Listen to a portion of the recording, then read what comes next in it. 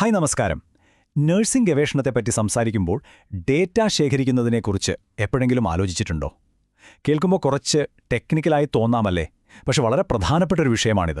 ഇന്ന് നമ്മൾ അതിനെപ്പറ്റി വളരെ ലളിതമായി സംസാരിക്കാൻ പോവുകയാണ്. അപ്പോൾ നമുക്ക് തുടങ്ങിയാലോ? നമുക്കൊരു ചോദ്യത്തിൽ നിന്ന് തന്നെ തുടങ്ങാമല്ലേ? രോഗികളെ പരിചരിക്കുമ്പോൾ ഒരു പ്രത്യേക രീതി മറ്റൊന്നിനേക്കാൾ നല്ലതാണെന്ന് നമ്മൾ എങ്ങനെയാ തീരുമാനിക്കുന്നത്? വെറുതെ ഒരു തോന്നലിന്റെ പുറത്താണോ, അതോ ഇതാണ് ശരി എന്നുറപ്പിച്ചു പറയാൻ നമ്മുടെ കയ്യിൽ വല്ല തെളിവുമുണ്ടോ? അപ്പോ ഇന്നത്തെ ഈ ചർച്ചയിൽ നമ്മൾ എന്തൊക്കെയാണ് നോക്കാൻ പോകുന്നതെന്ന് നോക്കാം. ആദ്യം എന്തിനാണ് ഈ ഡേറ്റ ഇത്രയ്ക്ക് പ്രാധാന്യമുള്ളതാകുന്നതെന്ന് നമ്മൾ മനസ്സിലാക്കും. പിന്നെ ഈ ഡേറ്റ എന്ന് പറഞ്ഞാൽ ശരിക്കും എന്താണ്? അതുകഴിഞ്ഞ് ഡേറ്റ ശേഖരിക്കാനുള്ള 4 പ്രധാനപ്പെട്ട വഴികൾ ഏതൊക്കെയാണെന്ന് നോക്കും. അവസാനം അതിലേറ്റവും പ്രധാനപ്പെട്ടൊരു രീതിയിലേക്ക് നമ്മൾ കുറച്ചുകൂടി ആഴത്തിൽ ഇറങ്ങിച്ചെല്ലും. അപ്പോൾ എല്ലാം വ്യക്തമായി മനസ്സിലാക്കാൻ പറ്റുന്നൊരു ഘടനയാണ് നമ്മൾ ഫോളോ ചെയ്യുന്നത്. ശരി, അപ്പോൾ നമ്മുടെ ആദ്യത്തെ വിഷയത്തിലേക്ക് കടക്കാം. ഒന്നോർത്തു നോക്കൂ, നമ്മൾ ചെയ്യുന്ന ഓരോ കാര്യവും, പ്രത്യേകിച്ച് നഴ്സിംഗിൽ, വെറും ഊഹങ്ങളുടെ അടിസ്ഥാനത്തിൽ ചെയ്യാൻ പറ്റുമോ? ഇല്ല. ഏറ്റവും നല്ല പരിചരണം നൽകണമെങ്കിൽ നമുക്ക് തെളിവുകൾ വേണം. ആ തെളിവുകൾ എവിടെ നിന്നാണ് വരുന്നത്? നല്ല ഗവേഷണത്തിൽ നിന്ന്. അപ്പോൾ നമ്മൾ ആദ്യം ചോദിച്ച ചോദ്യമുണ്ടല്ലോ, ഒരു കാര്യം ഫലപ്രദമാണെന്ന് എങ്ങനെ അറിയുമെന്ന്? അതിനുള്ള ഉത്തരം ഇതാണ്: ഗവേഷണം. ഇനി ഏത് ഗവേഷണം എടുത്താലും അതിൻ്റെയെല്ലാം അടിസ്ഥാനം, അതിൻ്റെയെല്ലാം ഹൃദയം എന്ന് പറയുന്നത് ഒരൊറ്റ കാര്യമാണ്: ഡാറ്റ. ഡാറ്റ ഇല്ലെങ്കിൽ ഗവേഷണമില്ല, ഗവേഷണമില്ലെങ്കിൽ തെളിവില്ല, തെളിവില്ലെങ്കിൽ പിന്നെ നമ്മൾ ചെയ്യുന്നതിന് ഒരു ഉറപ്പുമില്ല, അല്ലേ? അപ്പോൾ സ്വാഭാവികമായും അടുത്ത ചോദ്യം വരും, അല്ലേ? നമ്മളിങ്ങനെ ഡേറ്റ എന്ന് പറയുന്നുണ്ടല്ലോ, എന്താണ് ഈ സാധനം? നമുക്കതൊന്ന് സിമ്പിളായിട്ട് മനസ്സിലാക്കാൻ ശ്രമിക്കാം. ഒരു ടെക്നിക്കൽ ഡെഫിനിഷനിലേക്ക് പോകുന്നതിന് മുൻപ് നമുക്കൊരു ഉദാഹരണം നോക്കാം. ഇപ്പോൾ നമ്മളൊരു കറി വെക്കുകയാണെന്ന് വിചാരിക്കുക. അതിന് പച്ചക്കറി വേണം, മസാലപ്പൊടികൾ വേണം, ഉപ്പ് വേണം. ഇതൊക്കെ ഓരോന്നായി എടുത്താൽ അത് കറിയാവില്ല, അല്ലേ? അതൊക്കെ വെറും ചേരുവകളാണ്. പക്ഷെ ഇതെല്ലാം കൂടി ശരിയായ രീതിയിൽ ചേരുമ്പോഴാണ് നമുക്ക് നല്ലൊരു വിഭവം കിട്ടുന്നത്. അതുപോലെയാണ് ഡേറ്റ. അത് ഗവേഷണത്തിൻ്റെ ചേരുവകളാണ്.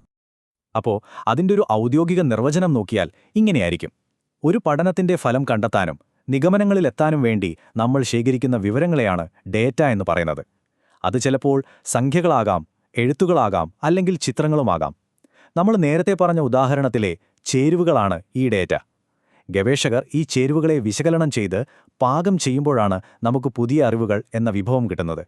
ഓക്കെ, അപ്പോൾ ഡാറ്റ എന്താണെന്ന് നമുക്കൊരു ഐഡിയ കിട്ടി. ഇനി അടുത്ത ചോദ്യം: ഈ ഡാറ്റ ഒക്കെ എവിടെ നിന്നാണ് കിട്ടുന്നത്? എങ്ങനെയാണ് ഗവേഷകർ ഇത് ശേഖരിക്കുന്നത്? അതിന് പ്രധാനമായും 4 വഴികളുണ്ട്. നമുക്കതൊന്ന് പെട്ടെന്ന് നോക്കാം. ഇവിടെ നോക്കൂ. 1, നമുക്ക് ആളുകളോട് നേരിട്ട് ചോദിച്ചു വിവരങ്ങൾ ശേഖരിക്കാം, ചോദ്യാവലികൾ വഴിയോ അഭിമുഖങ്ങൾ വഴിയോ. 2, അവരെ നിരീക്ഷിച്ച് അവരുടെ പെരുമാറ്റങ്ങൾ രേഖപ്പെടുത്താം. 3, അവരുടെ ബ്ലഡ് പ്രഷർ, ഹൃദയമിടിപ്പ് പോലുള്ള ശാരീരികമായ അളവുകളെടുക്കാം. 4, വേറെ ചില പ്രത്യേക രീതികളുമുണ്ട്. ഇവയെല്ലാം പ്രധാനപ്പെട്ടതാണെങ്കിലും നമ്മളിന്ന് കൂടുതൽ ശ്രദ്ധ കൊടുക്കാൻ പോകുന്നത് ആദ്യത്തെ രീതിയിലാണ്, അതായത് ആളുകളോട് നേരിട്ട് ചോദിച്ച വിവരം ശേഖരിക്കുന്ന രീതിയിൽ. അപ്പോൾ നമുക്ക് ആ ആദ്യത്തെ രീതിയിലേക്ക് വരാം. ഇതിനെയാണ് സെൽഫ് റിപ്പോർട്ട് എന്ന് പറയുന്നത്. ആളുകൾ സ്വയം വിവരങ്ങൾ നൽകുന്നു. അതിൻ്റെ കാരണം വളരെ സിമ്പിളാണ്.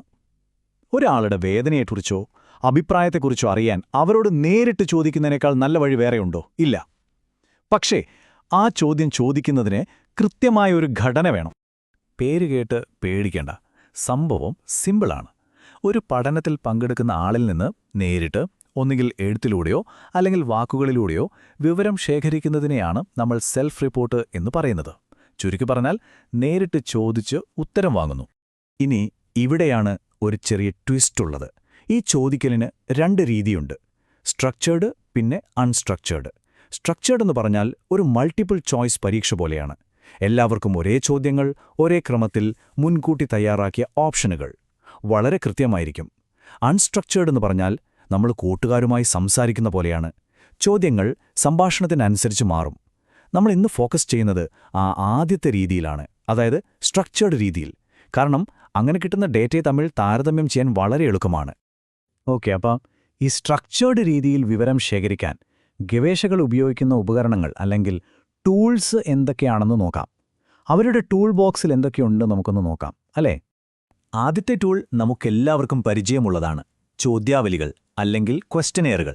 ഡിജിറ്റലായോ പേപ്പറിലോ തരുന്നൊരു കൂട്ടം ചോദ്യങ്ങൾ. ഇതിൻ്റെ ഒരു പ്രത്യേകത എന്താണെന്ന് വെച്ചാൽ ഇതിൽ കൂടുതലും ക്ലോസ്ഡ് എൻഡഡ് ചോദ്യങ്ങളായിരിക്കും.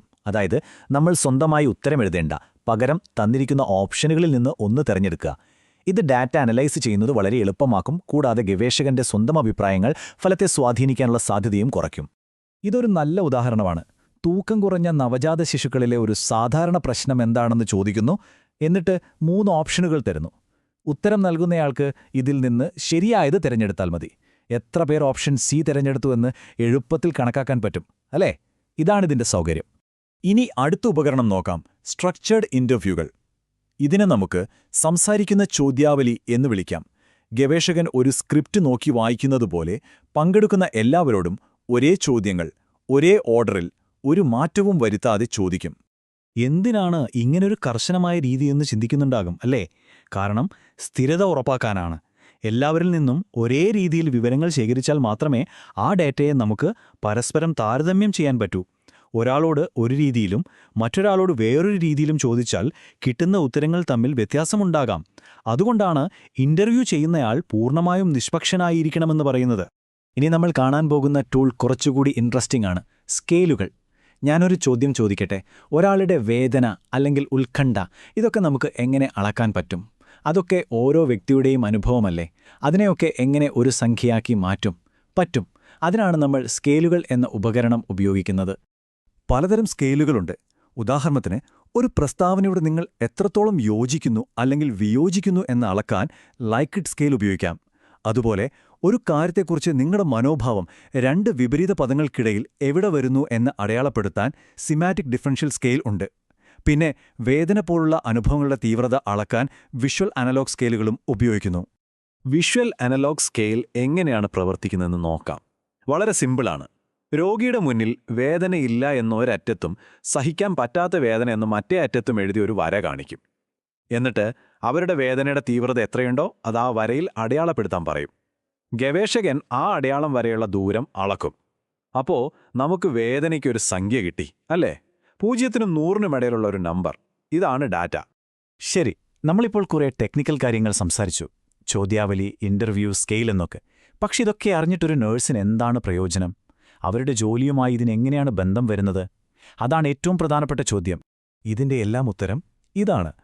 ഈ ഉപകരണങ്ങൾ ഉപയോഗിച്ച് ഓരോ രോഗിയുടെയും വേദന, ഉത്കണ്ഠ പോലുള്ള വളരെ വ്യക്തിപരമായ അനുഭവങ്ങളെ നമുക്ക് കൃത്യമായ ഡാറ്റയാക്കി മാറ്റാൻ കഴിയും. അല്ലാതെ കുറച്ച് വേദനയുണ്ട് എന്നോ നല്ല വേദനയുണ്ട് എന്നോ പറയുന്നതിനു പകരം നമുക്കതിനൊരു സംഖ്യ കിട്ടും. ഈ ഡാറ്റ കയ്യിലുണ്ടെങ്കിൽ വെറും ഊഹങ്ങൾക്കു പകരം കൃത്യമായ തെളിവുകളുടെ അടിസ്ഥാനത്തിൽ ഏറ്റവും മികച്ച പരിചരണം എങ്ങനെ നൽകാമെന്ന് തീരുമാനിക്കാൻ നഴ്സുമാർക്ക് സാധിക്കും. അപ്പോൾ ഈ ടൂളുകളെക്കുറിച്ചുള്ള അറിവ് ഇപ്പം നിങ്ങൾക്കുമുണ്ട്.